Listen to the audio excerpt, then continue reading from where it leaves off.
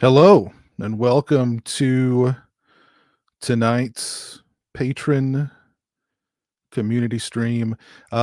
Trigger warning right out the gate. We're going to be talking about some really controversial subjects tonight. You will be triggered. So that's fair warning.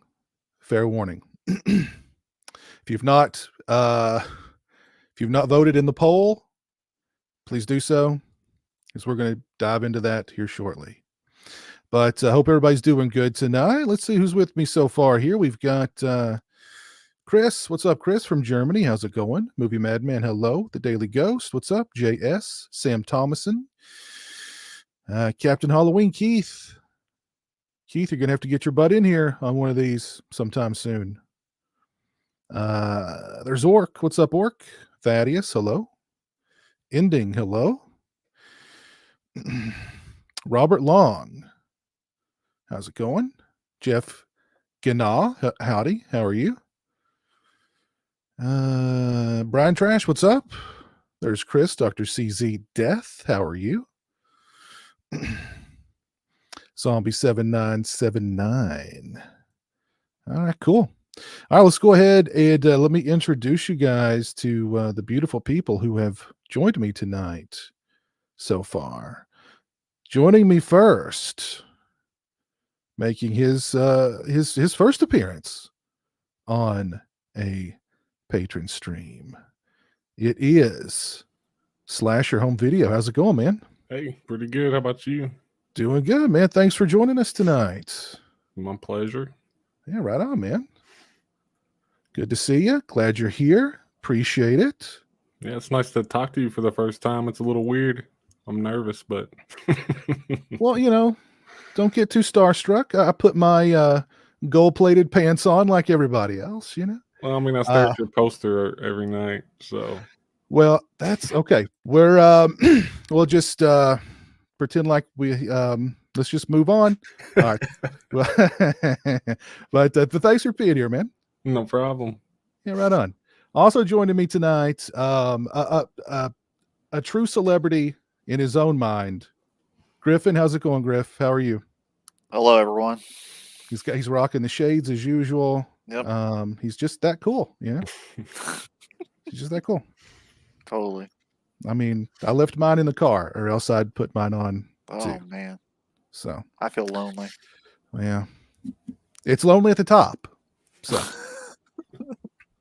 but there you go. Yeah, exactly. Oh, but good to see you, Griff. You doing all right? Yeah, doing okay. Cool, man. Very cool. All right, well, it's good to see you, and it's great to see everyone again. Right on, right on. Also joining me tonight, Lornio D'Osorio. I think this is an Italian gentleman. I don't think Italian would be quite it. Maybe Spanish, something like that. I don't know. So, Piz, did you hear the distant cry calling me back to my sins, like the ones you knew before, calling me back once again? Yes. I know we'll get there, but why do we start losing people I actually care about? Can we go back to when like we'd lose the celebrities and rock stars I didn't give a shit about? Can we go back to that? It takes all kinds. When it's your time, it's your time. So that's so saith the cat, so shall it be. When the European cat speaks, everyone listens. There you go. There you go. But good to see you, Lauren. Hope you're doing well. As well as I can be. Oi. Oi. Permanent. Oi. Also joining me tonight, all the way from across the pond, Mike, the real Fifth Beatle. How's it going, man? I'm good, man. Good, man. Here's the celebrity. I will say I was just as nervous 2 years ago, first appearance on Piz's Patreon stream, and now I'm just as cynical as Lorne. So no one is just as cynical as I am. Yeah, hopefully it never gets that far, but yeah. the nerves go, the cynicism sets in. There you go. I'm going to say. There you go. Yeah. Thank God for cynicism. Where would we be without it? But it's good to see you, Mike. How's everything going over in the UK? All good, all good. All restrictions from COVID lifted from Thursday.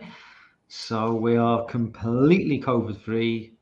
Well, not COVID free technically, but no more isolating, no more masks. We can do what we want. Yeah, it's all good. Cool. Very cool. Very, very cool.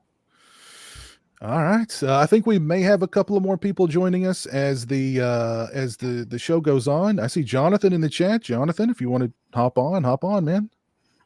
Let your voice be heard. He might be watching Soccer Dog tonight. So. Okay. Priorities. So, before we get started, I do want to mention we had a couple of recent passings.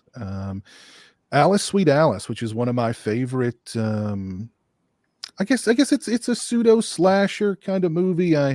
I talked about it a lot back in the day before it got that excellent Blu-ray release from Arrow Video.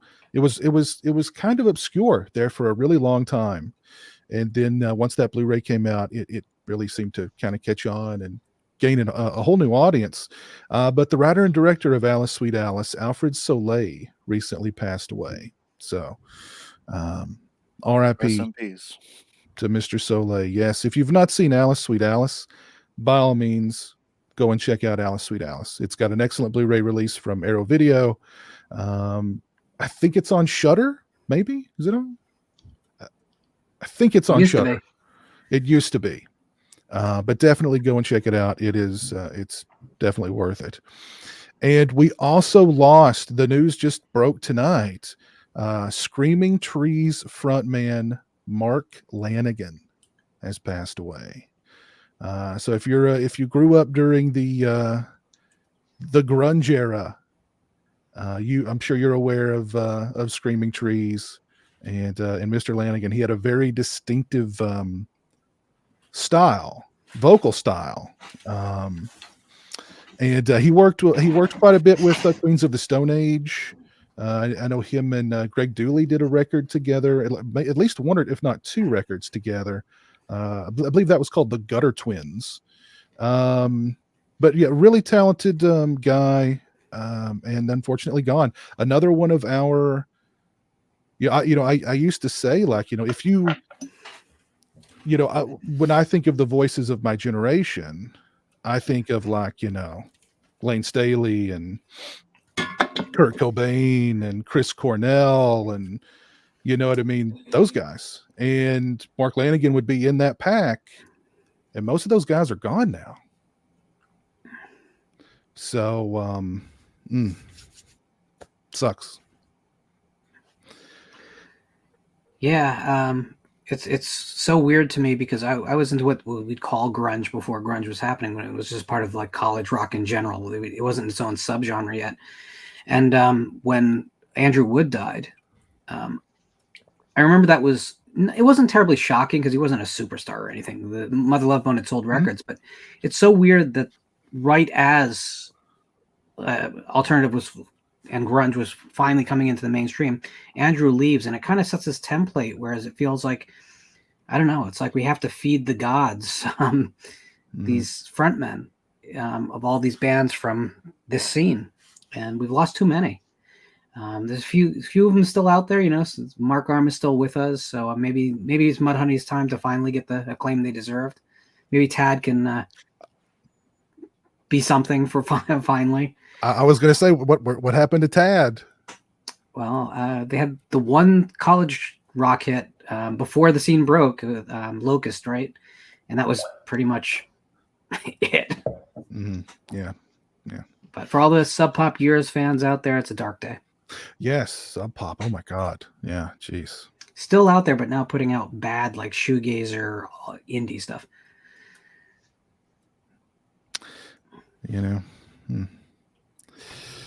Dream Emulators with us. How's it going, man? What's going on? How you doing? Doing good. How are you?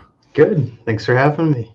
All right. Hey, second stream in a row, man. Awesome. Stream's so nice I joined it twice. Hey, there you go. Right on, man.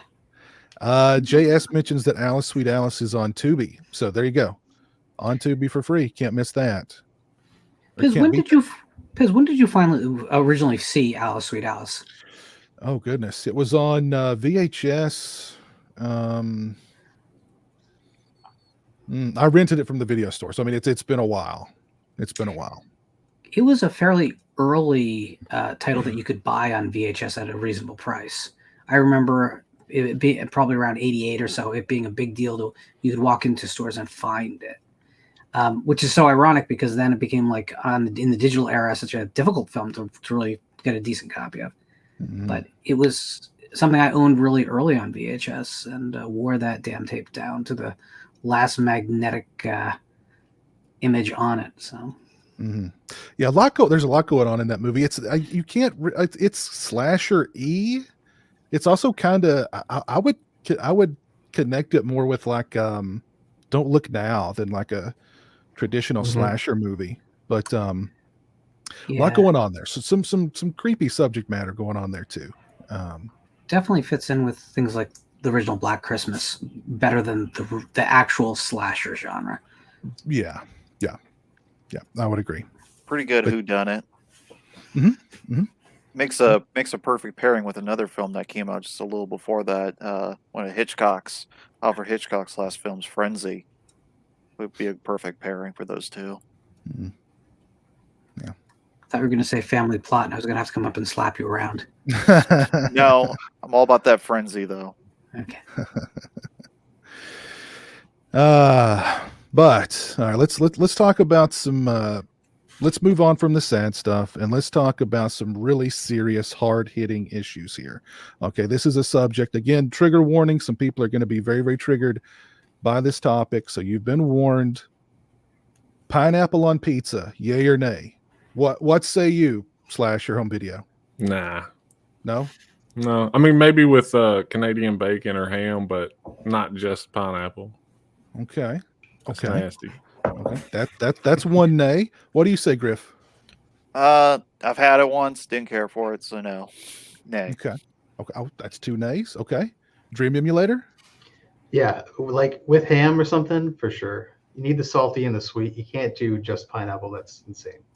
But yeah, I think the contrast is pretty good. But you have to have it with ham though, too, right? Yeah, you need yeah, you can't just do pineapple by itself. Okay. All right. What do you say, Mike? Not a go-to pizza for me, but definitely yeah. You know, the salt and the sweetness goes together well. I think. You know, I'd say yay. Okay. Yeah. Okay. Cool. What do you say, Lauren? I'm fine with it. I don't get it all the time. I don't get pizza all the time, but it's something I do enjoy. But listen, this is one area that whatever you like on your pizza, put it on your damn pizza. I don't think there has to be hard, fast pizza rules. We live in a democracy.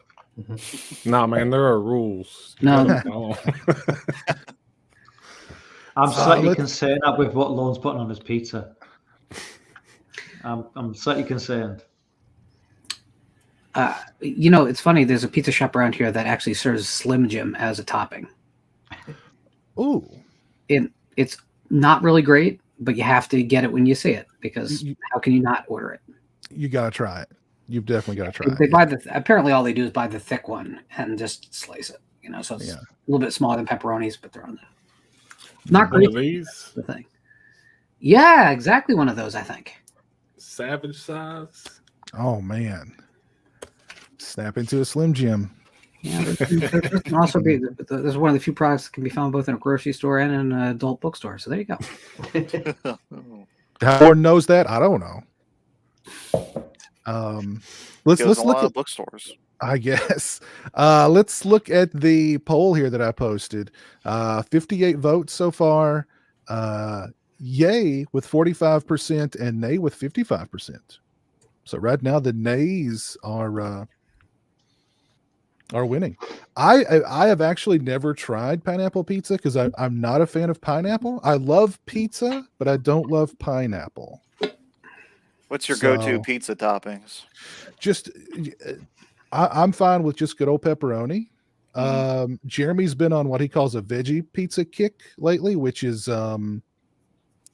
pepperoni, but also black olives, green olives, banana peppers, onion, and sometimes mushroom. Mm. So, How y'all feel about feta cheese? I'd get sick and maybe die. yeah, Never had it on pizza. Yeah. I'm a simple guy. When pizza is sort of the perfect. My health and PE teacher, who was also the basketball coach in high school, jokingly. I used to. I guess he was joking. I don't know if he's joking or not. He used to go, "Pizza's a perfect food, boys. It's got all 5 major food groups in it. You got your meat group, your cheese group, your bread group. I used to think that when I was a kid. So And it makes sense. It makes sense. They're all the food groups are represented in the pie. So I mean, just you eat 1 pie a day, you've covered all the bases. You're going to start the is a tomato a fruit or vegetable controversy by saying that, Tomato is a vegetable. It's a vegetable. It is. It's a vegetable. But we only eat the fruit part. But geez. So y'all been picking up any physical releases lately of any kind? Actually, I've seen some people mentioning the Madman 4K here in the chat. And what say we do a live unboxing? Uh-oh. Because I have something here that may be related to that release. We'll see. We'll see if I can open it. My knife is they're either using very tough tape at Vinegar Syndrome now, or my knife needs sharpened. I'm gonna guess it's my knife. Madman in 4K. Oh my God, this Lorne, you would love this slipcase. Look how beautiful that is. That's Look how appalling. Yeah, it is. that is. Cartoon. Well, Look how gorgeous that Freaking is. cartoon on a horror movie. Oh, Tear so, that in half right now. so beautiful. well, he did mention trigger warnings. Oh, True. beware the Madman Mars. There it is. How gorgeous is that? Beautiful, beautiful slipcase. Oh God. I wonder if it's got the original artwork on the reverse of that sleeve. I don't know. I'll probably do a review of this release soon. I'm curious though, if anybody has seen this in high def, you know that a good portion of it is shot out of focus. So how are those out of focus scenes going to look in ultra high def? Are they going to be ultra out of focus? Yeah, Or probably. like Bigger, that's it. Yeah. just more out of focus, bigger out of focus? I don't know. I'm interested to check it out, to see it in 4K, and I don't know. Madman 4K. Yeah. Anybody else pick up the Madman 4K? I've got it on Blu-ray. I'm good. You're good. Yeah, I might, but I saw the old Anchor Bay DVD in a used bookstore the other day, and I was like, the movie looks so good blue. I can't triple dip though. I'll just leave that there. So, but yeah, Madman. Thoughts on Madman? Is everybody here a Madman fan? Yeah, absolutely. Okay. Parts of it. Okay. Yeah, it's kind of strong wording to say fan. I enjoy the movie, but yeah. I wouldn't say I'm a fan of it. Okay. And the focus problem is more that they had bought in scraps of film from other productions and got very inconsistent results, which is also why that blue filter was put on the video releases, to try and smooth it out and make it look like one damn movie rather than a patchwork. Mm. Digitally now it's kind of easy to fix, but it wasn't back then. But that blue filter, oh, that was sexy. Well, That was sexy. Well, VHS used to have it very naturally used to go to the blues anyway, so I think that was the idea. That's the master. It was like it's going to end up blue anyway. Oh, they got It does.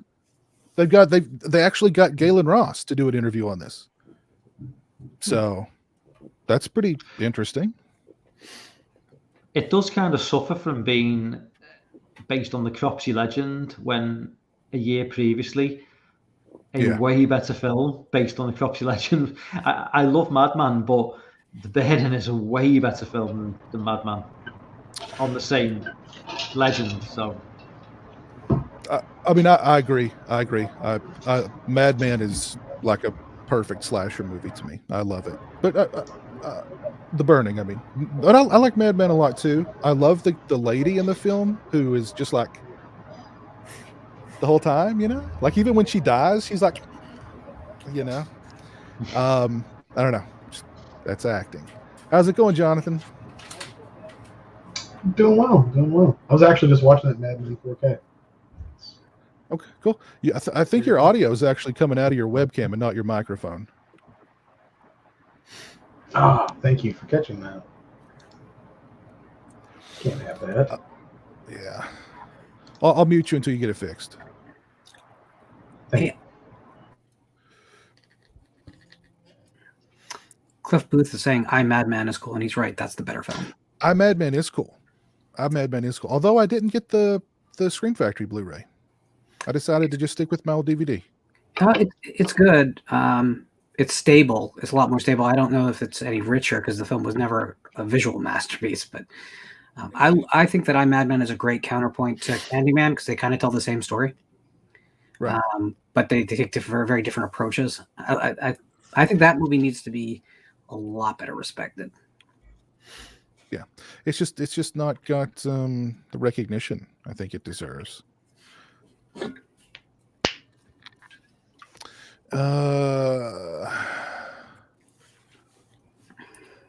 right. Apollo Balboa mentions Friday Night just got announced, I don't know if it's been officially announced, but apparently Eureka is doing a 4K of Friday Night. So cool. Jonathan, can we hear you better now? He's not moving. I think he's frozen. It's that cold in Kentucky. Yeah, it's that cold. That's why I'm wearing a hoodie. I think it's cool they got Galen Ross to talk to do an interview because she's been very tight-lipped about Madman over the years. So I think that's pretty cool. Let's talk about Texas Chainsaw Massacre, the new Texas Chainsaw Massacre. That is the big new horror release that everybody's talking about. It kind of feels like Halloween Kills all over again. People are loving it or hating it. They're either vehemently loving it or vehemently hating it. I don't know. I think we could do like a whole video just talking about these extreme reactions. But anywho, Chris, Slasher Home Video, what did you think of the new Texas Chainsaw Massacre? I mean, I loved it. It's definitely my fifth favorite, maybe fourth. I mean, it did everything I wanted it to. It hit the political satire. It went against the grain a little bit, and it was fun and gory. I mean, what else could you want? There you go. Griff, have you seen the new Texas Chainsaw Massacre? Yeah, I'm gonna be sitting this one out. I have not seen it. Okay. All right. It's on Netflix. If you have a Netflix subscription, I would recommend it. Got to renew that. Hasn't Netflix gone up? Isn't it like well, I mean everything's gone up, but I think didn't Netflix go up a few bucks? Or am I thinking of Prime? Prime did too. Oh, Netflix Prime. might have. What'd you think, Dream Emulator? I really liked it. I renewed my Netflix just so I could watch it. It was $20 for the 4K. I think it's like a little bit less for whatever. But yeah, I really had a lot of fun with it. I thought it was I had low expectations, but it exceeded any expectations I had. You know, there were parts where it was a mess. Not a mess, but there were some messy parts, of course. But I think it was fun. Yeah. And that bus scene was pretty awesome. Yeah. I mean, there's definitely things you can nitpick about it. Yeah. But overall, it was a blast, I think. Yeah. So, Yeah. I can't complain. I mean, that bus scene is worth the price of admission alone. Yeah. Mike, have you seen the new? Yeah, you've seen the new Chainsaw. What you think of it? I have. I'll be very brief. Is it set in Texas? Technically, although it's filmed in Bulgaria. Is there a chainsaw? Yes. Is there a massacre? Yes. But we have a saying in the UK. It does exactly what it says on the tin, and it does exactly what it says on the tin. It's Texas. There's a chainsaw and there's a massacre. Going slightly into it, slightly more. The thing about Texas Chainsaw Massacre, I think that appeals to a broader spectrum of people is it's not really anybody's favorite franchise. So everybody's got if you take the big three, Elm Street, Halloween and Friday, Texas Chainsaw Massacre is usually everybody's like, if it's not the fourth, it's the third maybe. It's never anybody's favorite. So they can kind of do whatever they want, and I don't really think they get the backlash that the big three get, because for the majority of people, they're just, well, it's another Texas Chainsaw Massacre movie. I'll watch that. And that's what it is for me. It's like my fourth favorite franchise. So I think they can kind of get away with just putting out just look at the way the franchise has gone over the last 50 years. It's a complete mess, but people still keep lapping it up. It's not being treated with any respect whatsoever, but people still love it. But I do think that's partly down to the fact that it's not really anybody's favorite franchise, and I think that's why they can just get away with just ripping up the rule book and doing what they want. But I really enjoyed it. I thought it was a fun slasher film. And it was PC as well. I've said it before and I'll say it again. I mean, I've never thought that Chainsaw needed it never needed a franchise. It shouldn't have had a franchise, really. I like most of the movies in the franchise, but I mean, it didn't need to be a series. Texas Chainsaw Massacre's wasn't that kind of movie to spawn sequels. So the fact that there are sequels and the fact that there's such a drastic departure from the first movie just kind of shows you, I think, how special that original film and unique that original film was. But yeah, and the fact that this is the third retcon that they've done, you know what I mean? That's a failure to relaunch. That's a lot of failures to relaunch with one horror franchise. So clearly people don't quite know what to do with these movies, it seems like. But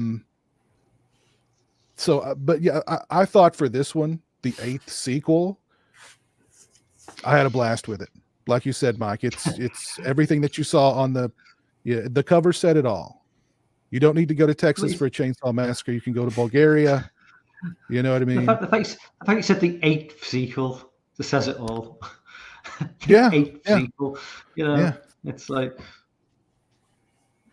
that's where we're at now. It's the 8th. The 8th sequel, and like at least the third retcon. I mean, 3 didn't really acknowledge any of the other ones. The Next Generation was a direct sequel to the first. 3D was a direct sequel to the first. So I mean, anywho, I loved it for what it was. It gave me everything I wanted. So I thoroughly enjoyed it. My expectations were low going in, which I think most people's probably were, just based on the fact that it got those horrible test screenings. Legendary said, well, we're not sending this thing theatrical. We're just going to sell it off to Netflix, and they were done with it. So Netflix didn't do much to promote it. So I don't know. It was trending pretty high. I would have loved to seen it in theaters. Mm-hmm. I think it would have been awesome in theaters, personally. Yeah. I think they. Well, go ahead, Lauren. I know you liked it, but you had some issues. I don't know even how to describe how I feel about it, to be honest, because everyone's gonna think I'm the negative one. I guess on this panel I am, but it was another bad Texas Chainsaw Massacre sequel. I mean, if you wanted gore, if you wanted violence, it's there, and well done. Sure, cool. The plot is absolutely as dumb as a brick. There's no characters in the film, including Leatherface. That's certainly not the Leatherface from the original film. I mean, it's a completely different character.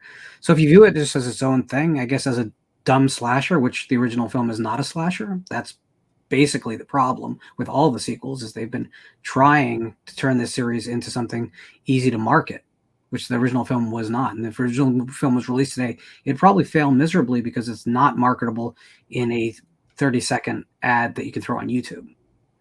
But it's dumb. It moves fast. I didn't like any of the characters at all. Not that they're real characters. So it becomes just carnage candy, and it delivers on that promise. Is it the worst Texas Chainsaw Massacre film? Not by a long shot. But that's not really high praise, though. I mean, this is a series with some really bad films in it, and we can be nostalgic for them. We can like them as bad films. Doesn't mean they're not bad films. I kind of don't buy into the idea that if you like something, it's not bad. No, you need to embrace your inner love of some really terrible cinema. I do. There's some things I love that are absolutely awful. That's cool. But it also, man, the first 15 minutes of this film are just pure exposition. Every way they can possibly shove information down your throat, they do.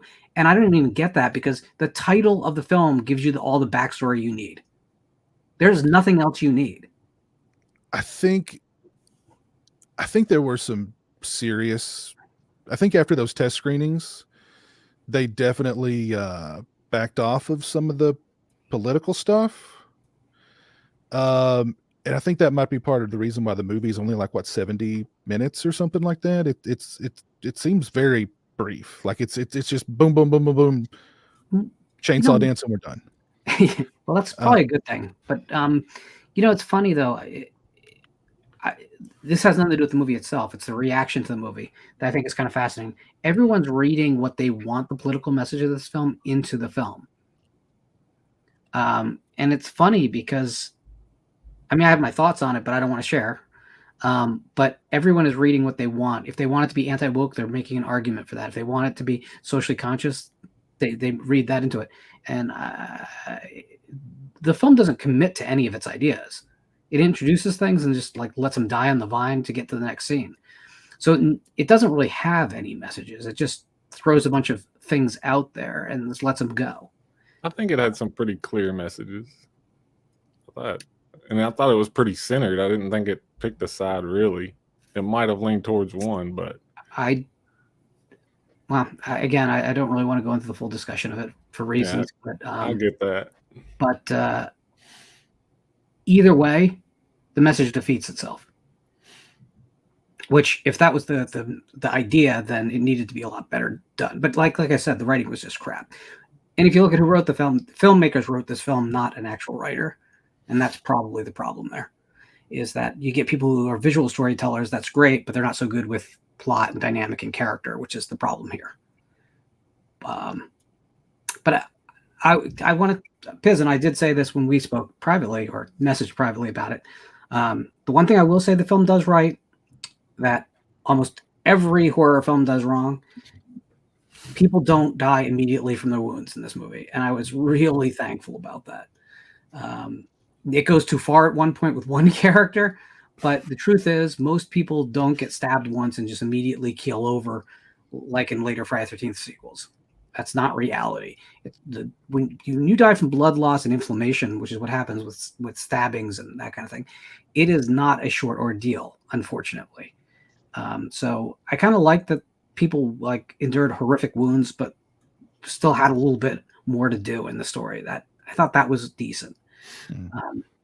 The last 10 minutes makes everyone basically immortal, no matter what they suffer, which is stupid. But up to that point, I was pretty happy to see people actually kind of have a realistic reaction to violence. I did that ending though. I had to rewind that like 4 or 5 times and rewatch it over and over awesome. again. I loved it so much. Yeah. I loved it so much. Decapitation. Oh Decapitation. Oh yeah. Yeah. Yeah. Ah, So, that just somebody oh. somebody messaged me on WhatsApp, and they go into some dark stuff on the dark, on what, some of these crazy WhatsApp messages they get, and they just said to me, "I've seen cartel videos, and decapitations aren't that easy." And that's, I don't need to know. I don't need to know any more than that. Like, yeah, that's enough information for me. Leatherface But, is really they are strong. watching some.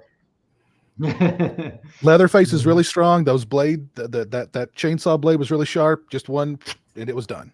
That was the Yeah. magic chainsaw anyway. So Quick, Yeah, it was. quick and clean, and bada boom, bada bing. that chainsaw is the dumbest prop ever in any horror film ever. There's no justifying that chainsaw.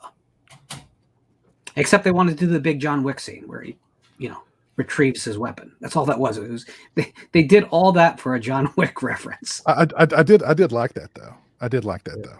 I don't see that's the major difference between you and I think with bubblegum entertainment, because I know on like other films you and I that are more serious, you and I actually have pretty great conversations about film, but when it comes to bubblegum, I still expect the writing to make sense. Yeah, I don't. Yeah, like when we were privately chatting, I was like, this is the 8th Texas Chainsaw Massacre sequel. It's not going to be, if it's well written, great. But I mean, for me, this was dumb, mindless entertainment. Go into it with like your brain turned off. But does it enhance it to be dumb? Or because maybe it does. Maybe that's what I'm missing. But I don't think so. I think that it could still be well written and be just as fun.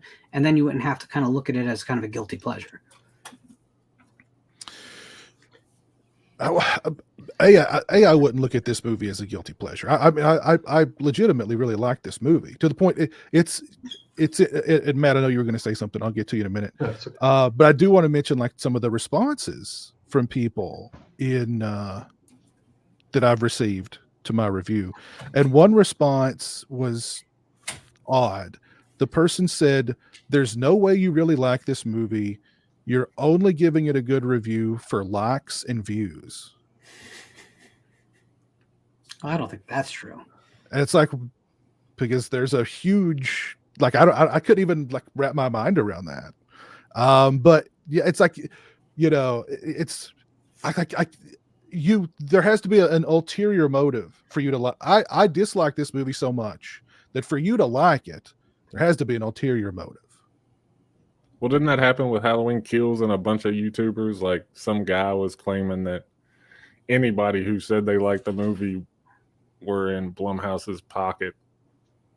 I didn't hear any of that, but it was the same thing with Halloween Kills. There was a lot, and I was on the end of hating Halloween Kills. So I mean, I got the opposite end of that reaction for my Halloween Kills review of like, how can you're a fake horror, like somebody called me a fake horror fan.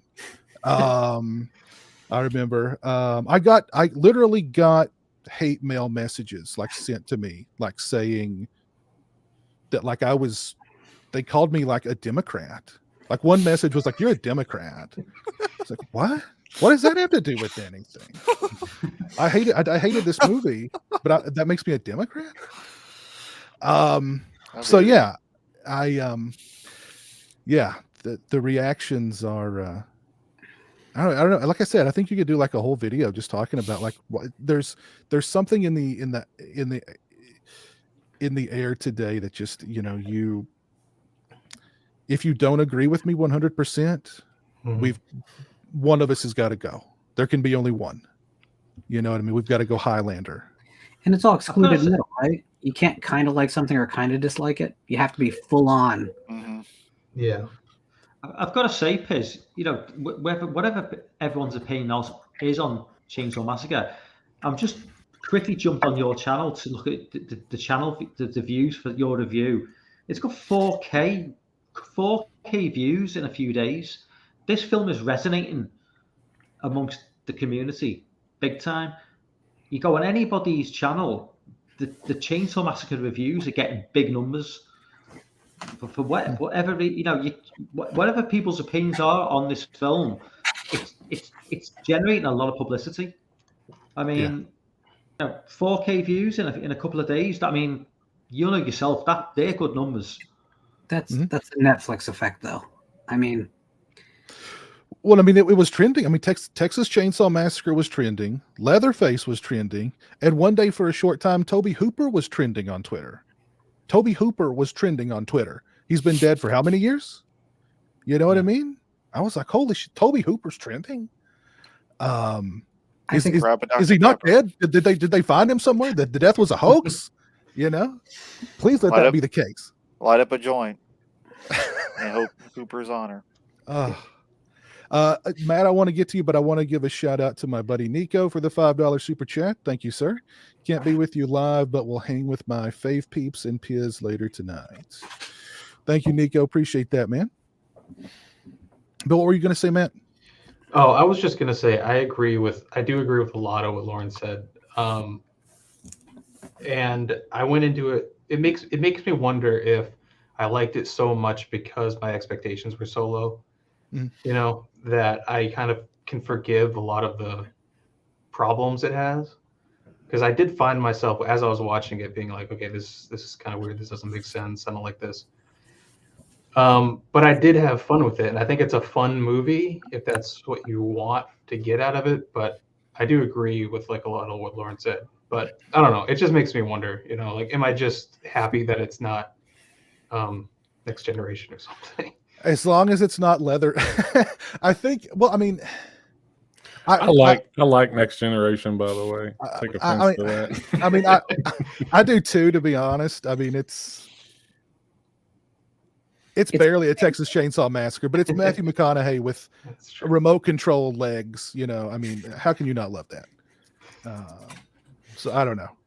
Like I said, this is a series that I think shouldn't exist, but I like most of the entries in it. So, but when they miss the mark, holy crap, you get Leatherface, and you know what I mean. You just like, oh.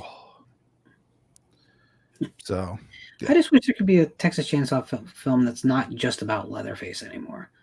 Yeah, and I think the family adds a lot to that I mean, fear factor.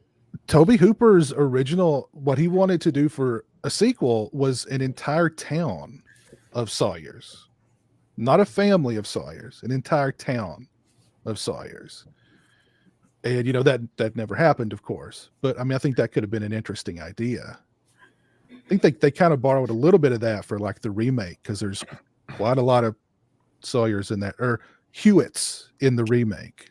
So, Well, that Leatherface, the movie's being about Leatherface is kind of a remake concept, isn't it? When I was young, I always saw it as about a family. And I mean, Right. yeah, he's the scariest one, but I never saw it as a Leatherface movie personally.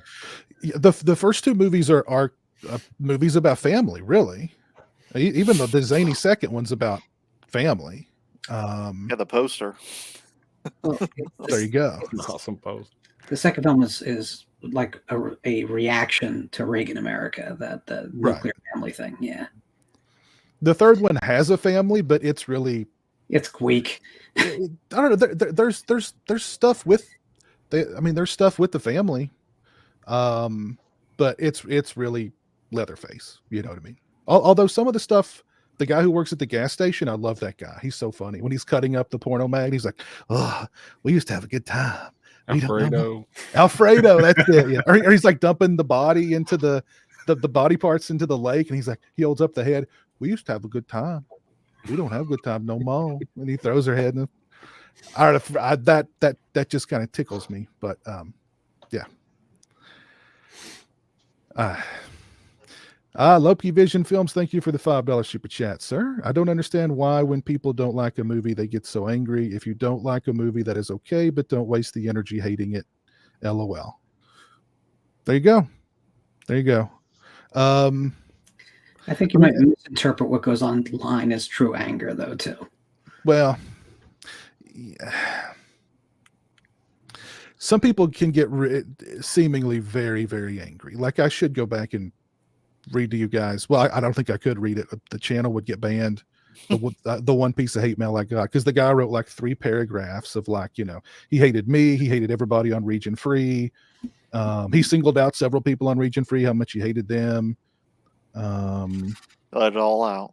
I think what did he call me? I think he called me I think he called me woke, or maybe a Cat he Daddy. he didn't call me a Democrat, but he called me a Biden. He said, clearly you didn't like Halloween Kills, so you're a Biden supporter. So I don't know. The guy was clearly little unhinged. Some of them were a little unhinged. Projection going on there. I think so. Yeah. So I don't know. Anyway, any final? Oh, the director wants to do a sequel. And if you stuck around to the end, after the end credits, you saw where Leatherface was walking. So maybe there could be a family in the next one. I mean, I'm happy with that. I like the direction, and I think if that director makes more movies, I'll like them personally. I just don't see more long-running franchises that are this old going on being a good thing no matter what. I think, I actually think the movie going to Netflix was a big positive for it. Again, everybody's talking about it, whether you love it or you hate it or you're somewhere in the middle. Everybody's talking about it. It's been trending, and Netflix is seeing that and going, okay, people want more, we'll give them more. Because clearly, I mean, I don't think that movie cost very much. And well, let's go back to Bulgaria and let's do another one. So, Isn't that when they shot the last one? Mm-hmm. I think that's where they shot Leatherface too. Yeah. But I mean, Bulgaria. If I put you in the middle of Bulgaria and I didn't tell you where it was, you'd probably think you were in Texas. Honestly. I mean, Looked like Texas to me. Yeah. So. But I suppose if you were from Texas, you'd be like, "This just looks weird." Because if somebody went to Bulgaria and set a film and they said it was in England, I'd be like, "This isn't fucking England. What's going on?" An American wouldn't have a clue, but I'd be like, "This just looks weird." To me, this looks like Texas. It just looked like a Western backlot set to me because it was one freaking street with obviously fake fronts. I mean, I don't care about that. That's fine. Don't get me wrong, but I didn't get a real strong Texas vibe from it. But then again, I haven't gotten a strong Texas vibe. Well, the remake kind of, but besides that, since the original, because even the second film is kind of like a cartoon version of Texas rather than real. So. Again, besides the original film, they haven't done a real great job of making it feel like Texas anyway. Mm. What I thought was ridiculous, I made the point in a stream last night, is gentrification tends to start from inner cities and works its way out. You don't just go to this random town in the middle of nowhere and say, well, this is going to be gentrified. Where's the transport to get there? There's no trains, there's no buses, it's just such a bizarre concept. We're going to take this random town in 40 miles from the nearest city, and we're just going to gentrify it, and everybody's going to come. How are they going to get there? I just want to see their meeting with that financial advisor. It's one high street in the middle of nowhere. We want to buy a town. We're going to open a comic book store. Who is going to the comic book store? There's only 50 people who live there. The contractor lives in town. Who are his normal customers that he's still there? Because look at the town. Well, I think didn't they mention it? I think one character mentioned it, like, we're how many hours drive to get here or something like that, and like, oh, just ludicrous. It's just a really dumb movie. But I mean, if it's fun, that's fine. But you can't say it's smart. You can't say it's good writing. It's just, it is what it is. But as I predicted, Sally took that photo of the gang off her truck and she looked at it. That Polaroid. It fueled her. Also, It should have been Franklin, though. It should have just been a picture of Franklin with like Sally? with that piece of meat hanging out of his mouth. That's what the photo should have been. They took the keys, Sally. Sally? Now Sally. What are you gonna say, Matt? Why did it take her 50 years to find Leatherface anyway? He was wearing a mask. They explain that in the movie. Come on, man. Come on. Did That that guy's hard to find. did that come off to anybody as kind of a joke? I thought it came off because she shows up out of nowhere. She Yeah. goes to town. She Oh. says that really cheesy line about 50 years, and then she just gets like Annihilated. wasted. Oh yeah, that was pretty funny. I did love it that like they made the point of saying like, you know, he had haunted her for 50 years, but to him she was just, you know, she was nothing. She was like, you're not worth my time. He literally could have killed her right there and was just like, you're not even worth my time. Walked away from her. The execution I thought was odd, but I loved the message behind that. Like, you know, I ruined your life, but it was nothing for me. I went back to the house and ate one of your friends, and then I came here to the orphanage. Now we're stealing from Street Fighter the movie. Yeah. What does Bison say? That was the worst day of your life, but to me it was just Tuesday. Yeah, Yeah. of course. The orphanage part of it is really weird too, because the timeline is like worse than Texas 3A if you think about it. Yeah, Like Tom we're Hanks suggesting that Leatherface was the same age as Sally basically in the first film. That's ridiculous. That's utterly ridiculous. And then even that the Leatherface that's shown in the first film went to an orphanage after the events of that film. Is that what it's saying? See, I wonder though. About 20. I thought about 20 in the first film, maybe. The orphanage is at 20. But see, I wonder though, was that woman just his foster mother, or was that his real mother? Was that his mother? I kind of took it. I kind of took it as he wandered out there after the events of the first one, and she just took him in, kind of like That's not how that works. unofficially. I don't. The orphanage has to actually cover up a massacre. Yeah. He wore a mask. He wore a mask. They put his chainsaw on the wall. In the wall and redo the wall. You know, don't get me wrong. I'm not. It's just a dumb movie, right? It's just a dumb movie, is what it comes down to. But the truth is, it's like the original film is a brilliant masterpiece of cinema. It's one of the best examples of the horror film that has ever existed, and it just depresses me. Like we make excuses, because it's fun for later installments. All I'm saying is, if you have fun with it, have fun with it. But let's not confuse this with a good movie ever. Well, I mean, as a person who, like, I like the dumb ones. I like 2 and I like 3 and I like 4, and that's kind of what I want. Is just a dumb, fun movie. But then when you gotta weigh it down, it just, I mean, you get stuff like Leatherface. Right. Jump scare. Sorry, that's my dog. Let's see. Joe Reese, did you get the Alligator Blu-ray? I got mine today. I did. I got the Alligator 4K and the Alligator 2 Blu-ray. I can't wait to dive into those. Long overdue releases for those. So looking forward to those for sure. We got our buddy Christian in the chat. I don't care that much about the plot issues in 3D, so I don't care about them in this movie either. I love both 3D and this one. Cool. Hope you're doing well, Christian. And we might get that sequel here soon. We'll see. Speaking of sequels, guys, Lauren, I know you're going to be stoked about this news. Jamie Lee Curtis is wrapped on Halloween Ends. That means we are one step closer to seeing Halloween Ends. Oh. So I'm stoked. But what if they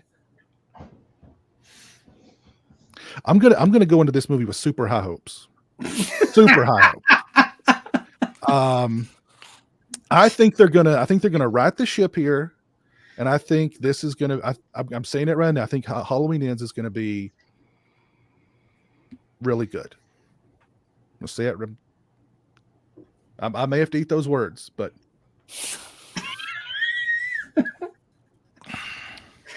okay. That's where I stand right now. So that's why we love you, Piz. There we go. So yes, just I don't not to reopen the Halloween Kills wounds, but Slasher, Griff, Matt, did you guys like Halloween Kills? I liked it a lot. I liked it a lot. Like, it's pretty high in my like favorites of the franchise personally. I know that's an unpopular opinion here, but yeah, I liked it a lot. I did not like it. I didn't. I thought the kills were cool, but that's about as far as it went for me. Well, do you have any hopes for Halloween Ends then? When did they when did they start filming that? Was it after? Because I don't think they had time to learn from what they did with Halloween Kills. Well, no. they changed some Did things. they? Yeah, I think Okay. because Ends was supposed to take place directly after Kills, and Very now directly. they've changed that. Like there's a year 5 or two year. gap or something. 5 year? Okay, well there's quite a Four, gap. is it? Okay. I think 4 years. Which that may be. I see that as a good thing. I see that. Yeah. As I think it's We'll gonna be see. weird. I don't know how it would have worked either way. But there's a lot of explaining they're gonna have to do, and that's just gonna eat up time. I mean, what if Laurie and Michael come face to face, and Michael takes the mask off and goes, "Who are you? Who?" Well, they did that in the last movie, though. They suggested that she might care deeply, and he doesn't know who the hell she is.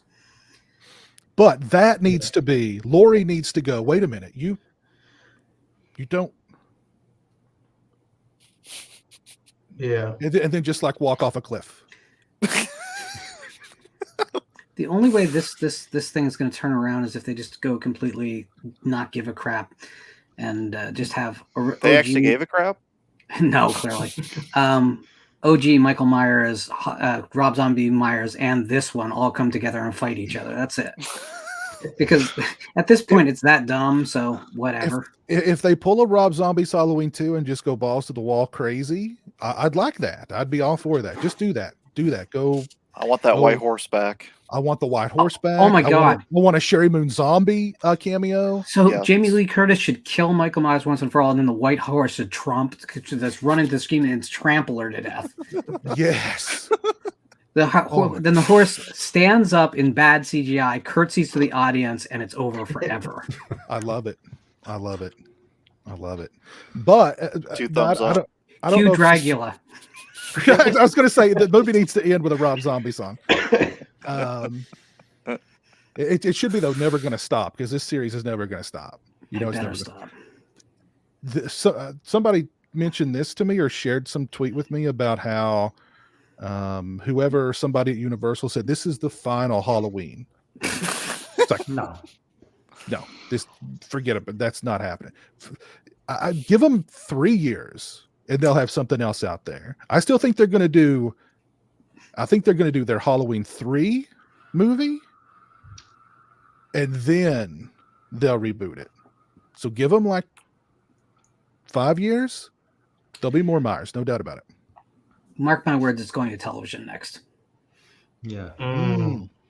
It's too big of a market I for them wouldn't not be to do. surprised. They'll give the theatrical a rest. They'll go to television. We might get a Versus movie in there somewhere, and then they'll just relaunch the thing with another remake. Versus who though? Whoever Blumhouse owns at that point. Candyman.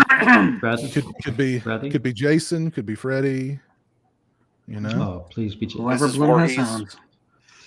Well, So- that's who they could get right now. he's openly Blumhouse has openly said that he's gone after both Friday the 13th and Nightmare on Elm Street. Well, bankrolling a lawsuit will do that. And apparently he can't make a deal with Cunningham and Miller over Friday the 13th, which I think is great. But Nightmare on Elm Street, the Craven estate owns that now, I do believe. So Really? Bob Shea doesn't own anymore? He doesn't own the first film's screenplay, which means he can use nothing from it in a new derivative project, which is he still owns everything he owned. But to make a new film, he couldn't use anything, and that includes the Freddy character. So, game over. That the copyright reversion law was not created for film; it was created for other media, specifically song, really. And because it has to be applied, it's kind of a nightmare. And it's not necessarily good for creators because it's just meaning that companies now, if you're a production company, you're going to actually bring someone on and have them work for hire explicitly. So no one will ever get to own a franchise like these ever again. And also, how much passion comes from a spec screenplay versus working for a corporation? I think the whole thing is, I know people were cheering for Miller to win, but I think it's very short-sighted. I'm ending the pineapple on pizza poll. It's 50-50 split. So let's go out on a 50-50 split. You can get a 50-50 pizza. You could. Has anybody ever seriously eaten anchovies on pizza? Once. I did not enjoy it. It's too salty. Mm. Yes, like a fish on pizza. No. Well, I had lobster on pizza, and that was okay. I was going to say maybe crab on pizza might be good, actually. Lobster would probably be good on pizza too. I could try lobster or crab on pizza. I think and be fine with that. That's Also, want to thank pizza though. That is an expensive pizza. Not as much as you think, because everything's expensive here. I want to thank Orc for being a channel member for 8 months. Thank you, man. I know Orc is Orc's just a good guy.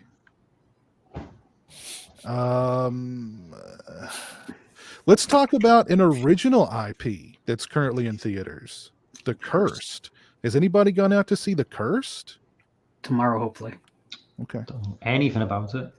I've not seen like any kind of promotion about it on, as far as like YouTube ads. I've not seen anything for The Cursed. My local theater's not even got it. I'm gonna have to travel to go and see it. Yeah. I'm hearing really, really good things. I've been getting a lot of ads for it. Really? I haven't heard anything about it. Yeah, on It's YouTube basically on my phone.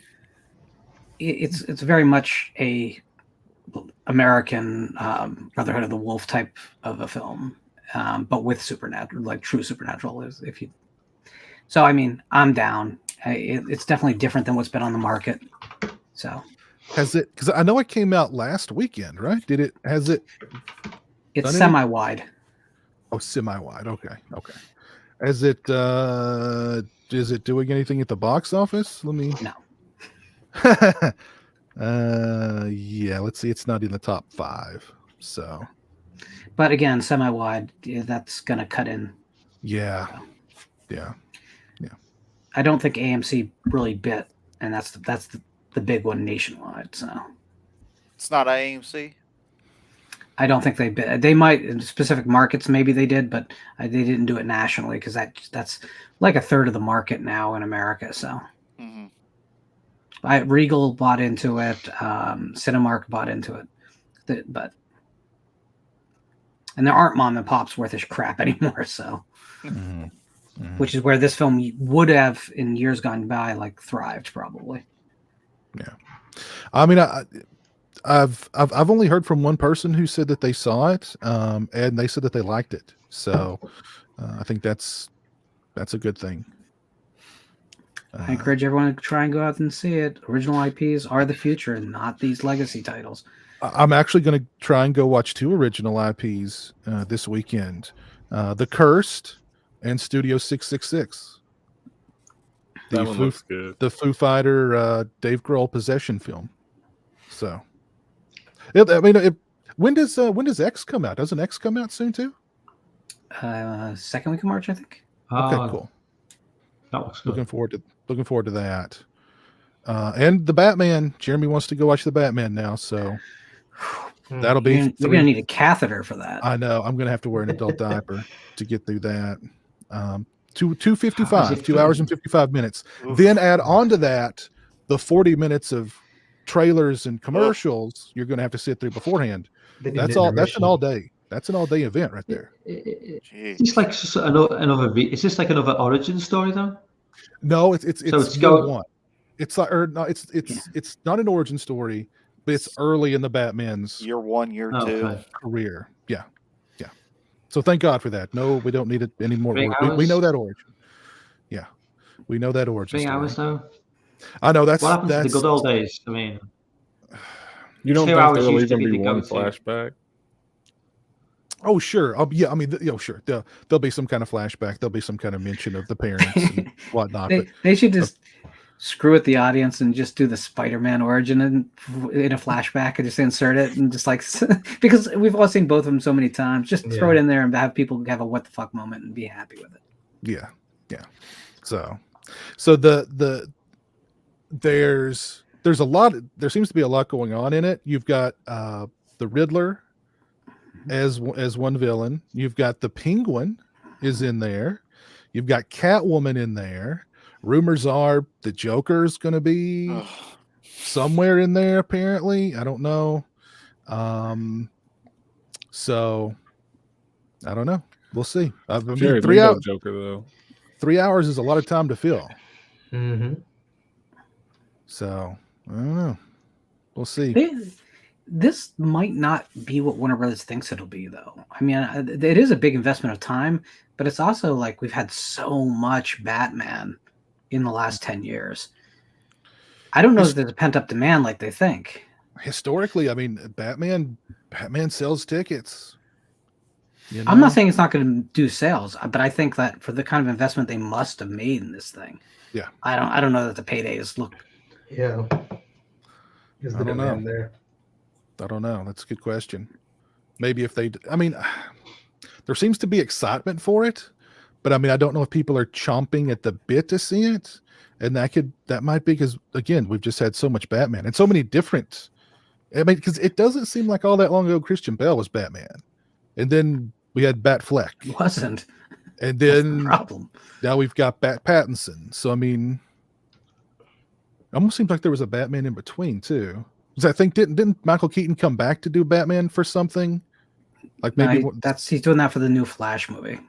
Okay, I thought he showed up in something else as Batman, but I don't know. It's been so crazy that Griff played Batman twice. And didn't take off the glasses. I can see it. Yeah, I can see that. So I don't know. We'll see. Because the Batman comes out. It's coming out very soon too. So, but that kind of tells you right there, like no one has it on the tip of their tongue where the release date is. Let's see. What is the Batman release date? Nobody knows. March 4th. It says the budget was one. Well, it says the budget was 100 to 185 million. That's a big. How can you not get more specific between 100 and 180 million dollars? That's like a NASA mistake. Okay, we're not quite that's sure. According to Google, I actually figured it'd be more than that. To be honest, I was like, it's a $300 million movie or something. But I don't know. Jesus. But I mean, it's got a good cast. Paul Dano is really good. I'm sure he'll be a good Riddler. Colin Farrell is Penguin. I mean, who would That's a little weird. That is weird, but Colin Farrell's a good actor. So I mean, we'll see what happens. J.K. Simmons is in there. Jeffrey Wright, Andy Serkis, John Turturro, Peter Sarsgaard. So I mean, it's got a good cast. Matthew McConaughey is playing something. What? Matthew McConaughey's in here doing something. Are all COVID restrictions lifted in? Has all your COVID restrictions lifted in cinemas now? Or pretty much. Pretty much, yeah. I know for a while they wanted you to sit like have a seat between everybody, but I think they've even moved off from that. So I wish they wouldn't. It's like that anyway in most cinemas. Well, unless you're going to see like a big, the only time I've ever been to cinema and it's been absolutely chock-a-block full was Endgame. Every time I've been to cinema, if you go at like 5-6 o'clock in the evening, there's massive spaces anyway. So social distancing is always being easy to do in cinemas. But that just means there's that one idiot who's going to sit either right behind or right in front of me anyway. Obviously. And I have to give them the look, and it's still. But half the time they move on, but half the time they just bed down. Right. Like they're like a dog. They go 3 times in a round and then down, and they're not getting back up. Now, for my sins, I went to see Fast and Furious 7. What? Paul Walker's last film. Yeah, okay. For my sins, I paid the price. Empty cinema, me, my wife, my son, virtually empty cinema, smack back in the middle. Some guy walks in, talking to himself, clearly not on a phone. And I said to my wife, this guy is going to sit right next to us. Empty cinema, A to Z. We're on row K, whatever, K12, K13, K14. There's K15, sits right next to us in an empty cinema, and he's talking to himself. And I just said, we're moving. We can't move. We could look stupid. I said, I don't fucking care. We're moving. It was like, we just knew that this guy was going to sit right where we were. I have this vision in my head of Mike turning and saying, bitch, move. It's just the way. It's always the way. Oh man! Everybody's got their cinema stories, I'm sure.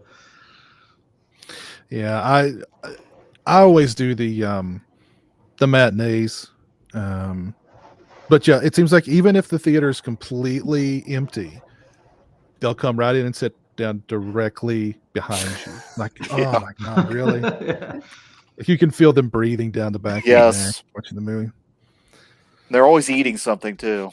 Yeah, I love the theater goers who are like, "What happened? He got killed." How? Oh, I saw that coming. I saw that coming. Or like one has to explain everything to the other. You know.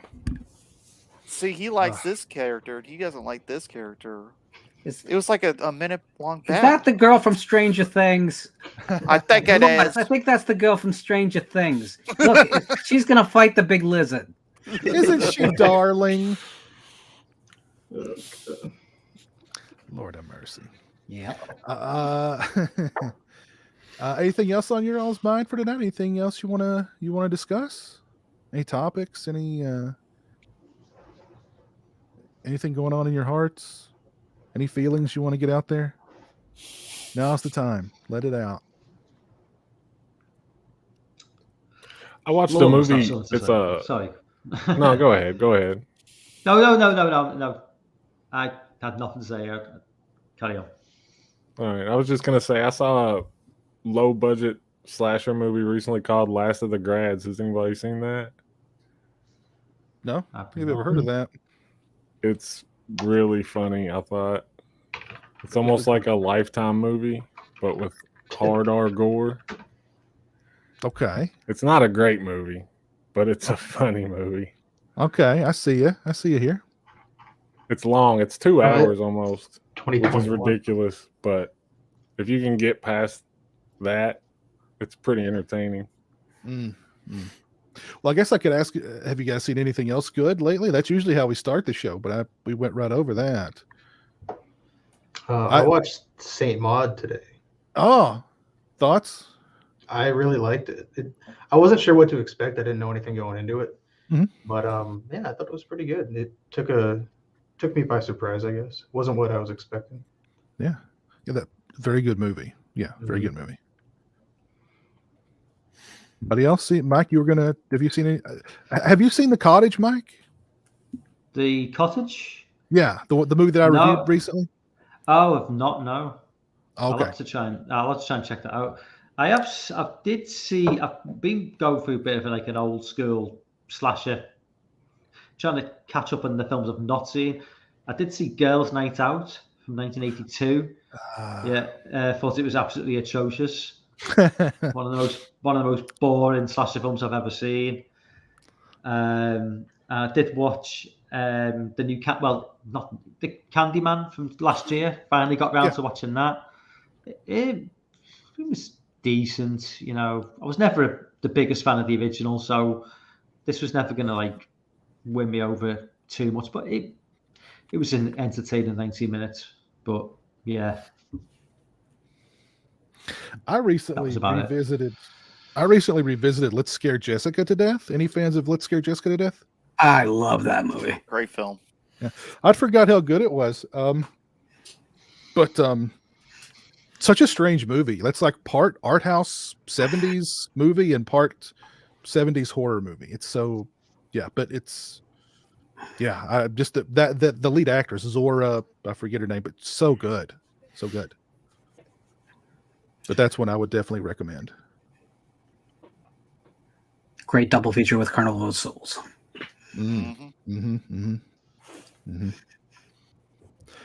Anybody else seen anything good lately or bad or?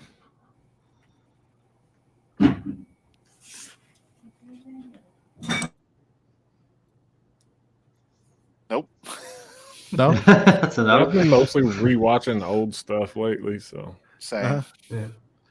Well, I'd mentioned The Cottage, which I did a review of it, and that was one of those early 2000s movies that completely slid under my radar, but I think it slid under most people's radar. Oh, yeah. So I remember your review now. The blonde girls from Liverpool.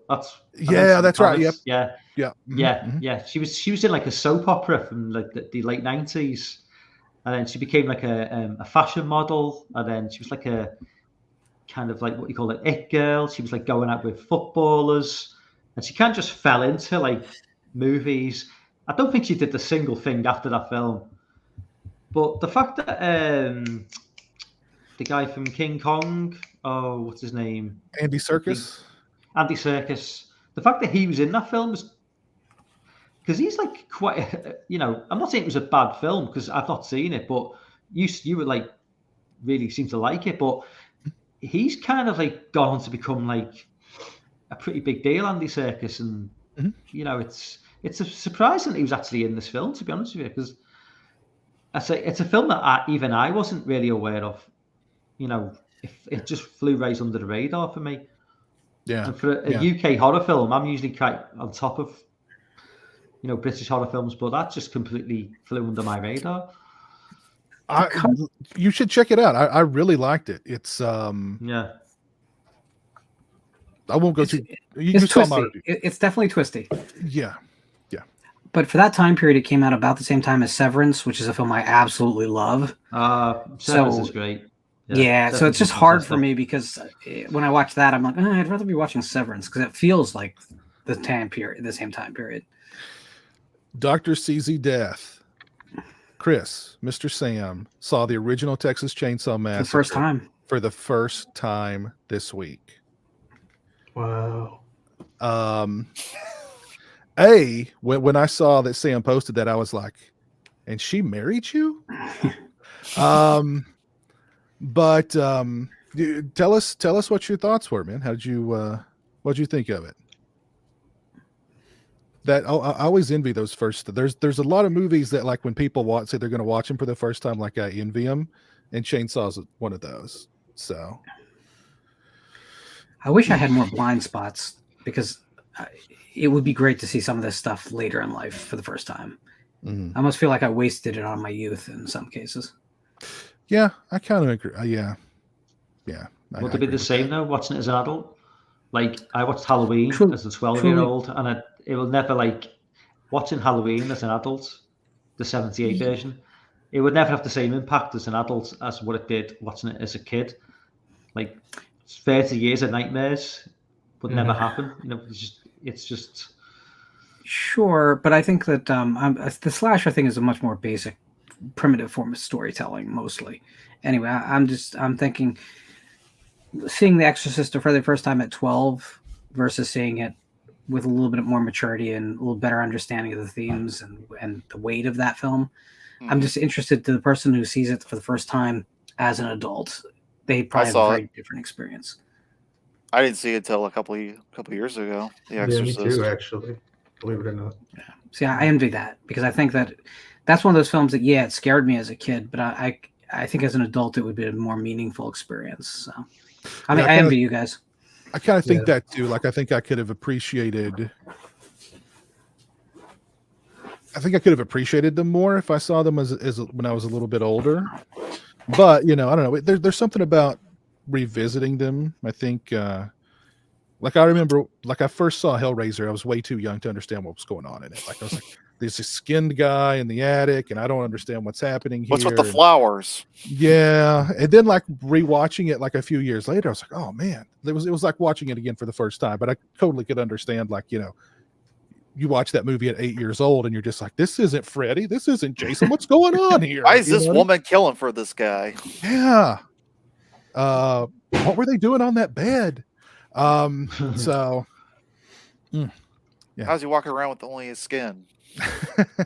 What happened to the guy's skin? Chris says, All I muscle. really enjoyed it a lot. I liked how the kills were put out of the way early to focus on just the dread and horror of being a survivor going through all that trauma. Yes, indeed. That's- Oh, and he liked Franklin. It's That'll it's wear not- on them after a while. it is not a slasher film. That's why all that makes sense. Yes, there's people who die. That's about all it has to do with slashers. It very much is a Southern Gothic. It's meant as a picturesque morality tale in the Deep South tradition. It's awesome. Mhm. That movie has more in common with Night of the Hunter than it does with Halloween. That's just reality. I wonder, Chris. I know Texas is a big state, but have you guys ever gone to like the cemetery or to the house or to any of the other locations? Because you should. That cemetery is, and not just where they filmed the movie, but just that whole cemetery is really like fascinating. Because like the further, it's kind of like the further out you go, the older the graves get. And some of them are just so old, like you can't even, the names have worn away. They're just like nameless, you know. But what's cool too is like people still come and bring flowers to those graves. Like you don't know their names, but they're still, you know, I don't know. I thought that was kind of cool. How old, Piss? How old are these What was it? graves? How old are these graves? Well, I mean, some of them probably. I can probably guarantee that. I think Law knows where I'm going with this. Well, some of them you don't know because I mean, like I said, that everything's been worn off of them by time, you know. And there were some of them that, like, you know, like there was one that was like a, what's it called, where they have like it's above ground. It's like a Family mausoleum. No, it's just for one person, just a one person thing above ground. And like it was like broken and cracked, and like you could kind of see in it, you know. So that was kind of spooky. But anyway, I can't think what they call that. Like a little, I don't know. But anywho, you guys should definitely check out those locations. We have not. We're planning on doing that this year. Oh, it's cool. And the house is now like a restaurant. You guys should both get a Leatherface lemonade. Very good. The burgers are very good there too. Do they offer head cheese as a topping? I actually think so. Actually, yeah. If I recall correctly, head cheese was on the menu. Of course, it's the Texas Chainsaw Massacre house. You got to have head cheese. So, have I ever done a review on The Strangers from 2008? I have not. Then far better film, 2007. The But, French version. What was that? I'm sorry? Then the original, far better film. Yeah. Ills. Yes. The Ills. Yeah. Yes. I like The Strangers. I remember seeing it in the theater and liking it. I've revisited, I think, a couple of times, but I'd need to revisit. I remember liking it. But yes, Them or Ills I would recommend that also. That's All right, I'll be the new target for a minute. I couldn't stand The Strangers. Okay. I thought it was really pretentious. That ending was with the two Mormon kids. I'm like, I'm just like, no, yeah. You're not saying anything really that deep. Isn't The Strangers? Remember that. Isn't Strangers just funny games without the twist? Mm-hmm. something. I remember a lot of people really liking the sequel when it first came out. I like the sequel a lot. But It was better than the original, I have to say. Pray for Night. Pray for Night, yes. Yeah, yes. I like that better than the It was first filmed one. in Kentucky. Or Life is Cheap. Life is cheap there. That's true. I saw it. I don't remember the only thing that I remember about it is the pool scene. I remember the pool scene. I don't remember much else about the sequel. Oh, the ending is Texas Chainsaw Massacre. Yeah. I don't even remember the ending.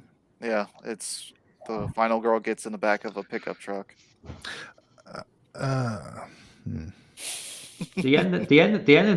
The ending. I've mentioned this. I think we mentioned this on a previous stream, Piz, but the ending to Ills, just the randomness and it's just we're just about spoilers. We just did it because we could, and we're just gonna get on the bus now and go to school. Mm-hmm. Yeah, That was yeah, it. I love It's that. like it's just so we just did it. Yeah. I love that about I love that about that movie too. By the way, Can we talk about Love- Ills for a second? Because I love that movie, and Ills does for car alarms what barrels did in Jaws for sharks. And I mean that. It's brilliant. It is a brilliant way Yeah. to give face to unseen horror. And it does it in a way that's completely disarming because you can wait for a jump scare from behind a closet or a piece of furniture. But just hearing that they're out there at any time, you can't escape. And it's really unnerving and cool. And I think that movie is pretty awesome. I was always surprised that that film was one of the few foreign horror films that made it into Blockbuster. And I remember that being like a big deal. that may have actually been where I first rented it. To be honest, I don't remember, but yeah, if you've not seen Ills, aka Them, you should. Such a good movie. Such a good movie. Anything else you guys want to discuss tonight?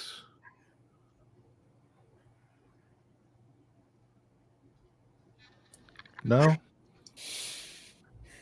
Matt, what's on your mind tonight, Matt? You look like you've got something to say. Oh, not much. I picked this up. Well, I got this in the mail today. All the Haunts BRs, Severin, Oh, cool. folk horror compendium. Oh, yeah, that's beautiful. Yeah. So yeah, it's a really nice box set. So I'm excited to tear into that, but haven't done so yet. But that's what I'm probably going to do after this. Throw one of these on. Ah, cool.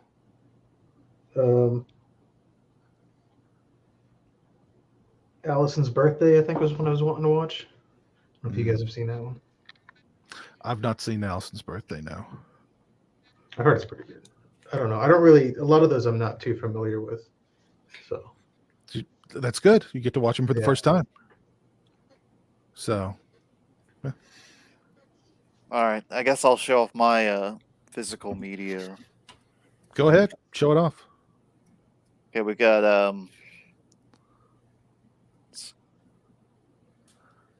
Yeah. got meta horror, Great David Morrell, Ramsey Campbell. another Del Abyss title. Gotta complete them all. Gotta catch them all. Hey, so what's so cool about Del Abyss?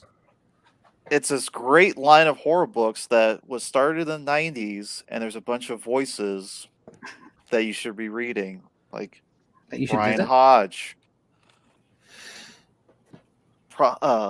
Poppy Z. Bright, Kathy Koja, Melanie Tim. It's all horror fiction, and it is dark and psychological. Good stuff, fun for the whole family. Wow. And those are books, correct? Yep. Books. They contain words, the basis of civilization. Who reads? I know, right? How did those scripts get made? Well, sometimes they don't. There's no scripts. There's no scripts. We were talking about. I don't remember if I think we were talking about this on maybe the last Region Free, the Kids in the Hall Brain Candy Blu-ray. I grabbed Nice. it. I remember loving this back in the day. So, Is that the Canadian sketch show? Mm-hmm. Kids in the Hall. They made a They film. did they did a great sketch that I've shared on Twitter a couple of times. It's called the art school sketch. It's basically it's from 1993. It's a bunch of like SJWs complaining about cancelling the teacher because he's got like a nude. He's got a model to model nude, and they all start complaining and going, "Oh, you white male, she's a nude," and it's the most bizarre like time travel. It's like time traveling into the future from the past. It's if you go into the comment section, it's like the comments is just, I can't believe that this is from 1993. It's just like it's so modern. Maybe Canada was like that in the 90s. I don't know. No, absurdism has finally caught up to reality. That's all. Yeah. Mike, have you seen Brain Candy? Sorry? Mike, have you seen Brain Candy? I've not. No. So the movie is wonderful. It's my favorite comedy, and I don't like comedies, but I love that movie. There's a character named Cancer Boy who might be my favorite character ever invented. Cancer Boy is possibly the best thing ever. And he has a song. I was also in a used bookstore messing around the other day, and I grabbed The Evil Men Do, starring the legendary Charles Bronson. Is that Columbia? This is Columbia. Yes, Columbia TriStar. Yes, indeed. He was in a bookstore and he bought a movie. Well, they've actually, yeah. Jeremy buys the books. I buy the movies. So, but yeah, that's what a man looks like right there. That's what a man looks like. So.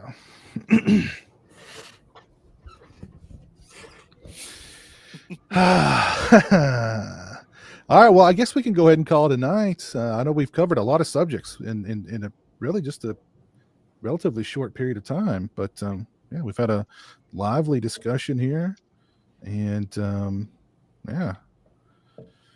Let's see here. Murder by Death. What's it? I'm sorry? Mad Molt. I love Murder by Death. That's a great flick. Actually, that movie was actually, I looked at it in the used bookstore the day I bought that, as a matter of fact, Murder by Death. Oh, it's so good. Yeah. Let's see. Matt, where can we find you on social media? Dream_emulator on Instagram and YouTube. What do you do on YouTube? That sounded dumb. What do you do on YouTube? What's your content? What do you do on YouTube, Matt? It's mostly just my music stuff right now. I'm trying to expand the channel into other things, but I don't know what I'm doing. So it's mostly just my music. What kind of music are we talking about here? There's some like weird vaporwavy kind of stuff, but it's mostly my project called Watercourse. It's like a rock indie solo project thing I do.